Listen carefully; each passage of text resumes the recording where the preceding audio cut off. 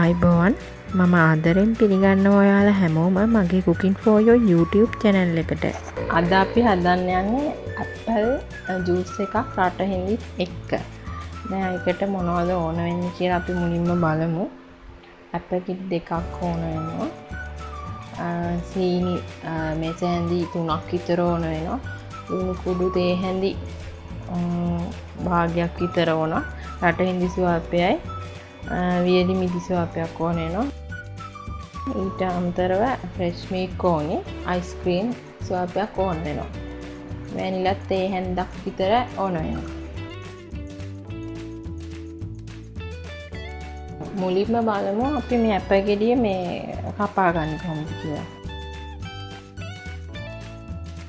මේ ඇපල් ගෙඩිය මේ මැද නාරටිය වගේ කොටස අයිය කොටස මේ අයින් කරන්න දාන්න ඕනේ. මේ නැට්ට කොටසත් එක්කම අයින් කරන්න ඕනේ.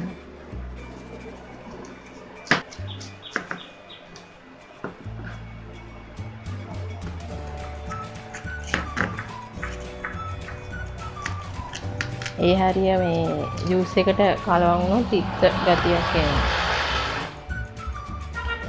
අපි ඊට පස්සේ මේ කපාගත්තු මේ ඇපල් කෑලි ටික මේ බ්ලෙන්ඩර් ජාර් එකට දාගන්න ඕනේ.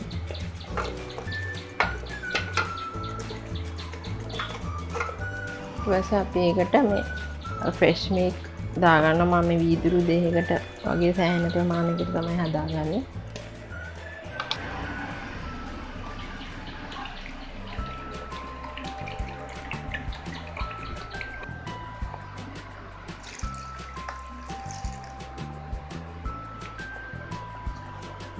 අපි ඒකට මේ සීනි දාගන්නවා.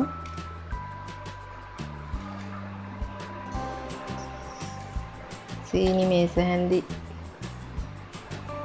3ක වගේ ප්‍රමාණය දාගන්න. මේ රස අනුව අපිට තව දාගන්න පුළුවන්. මේ කුඩු තේ හැඳි කාලක් විතර දාගන්න. ඊට අමතරව මේ රටඉඳි වලින් සුවපයක් විතර දාගන්න.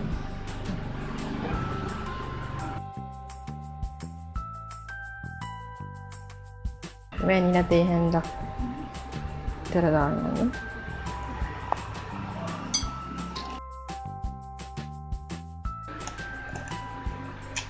අයිස්ක්‍රීම් ස්කූප් දෙකක් විතර ප්‍රමාණයක් වගේ දාගන්න. ඊට පස්සේ අපි මේක බ්ලෙන්ඩ් කරගන්න තමයි යන්නේ.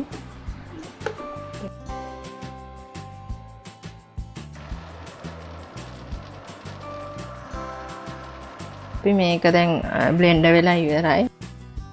මේක දැන් වීදුරු දෙකකට වත් කරගමු. මේක ගොඩක් උකු ගතියට තියෙනවා. මේක පෙරන්න අවශ්‍ය නැහැ.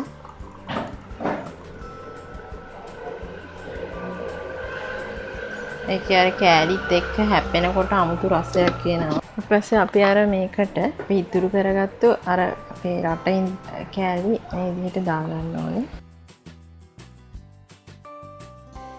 වියලි මිදි ටික ඔයාලන්ට කැමති විදිහකට මේකට තව ඕනනම් කජු ආමන්ඩ් එකතු කරගන්නත් පුළුවන්. දැන් මේ තියෙන්නේ මේ අපි හදාගත්තු මේ ඇපල් ජූස් එක තමයි. මේක ඉතාම රසවත්. ඔයගොල්ලොත් හදලා බලන්න. මේක ඉතා පහසුවෙන් හදාගන්න පුළුවන්. අපිට වැඩි වෙලාවක් යන්නේ නැහැ, වැඩි වියදමක් යන්නේ. මේ ඔයාලත් හදලා මේක රස බලන්න.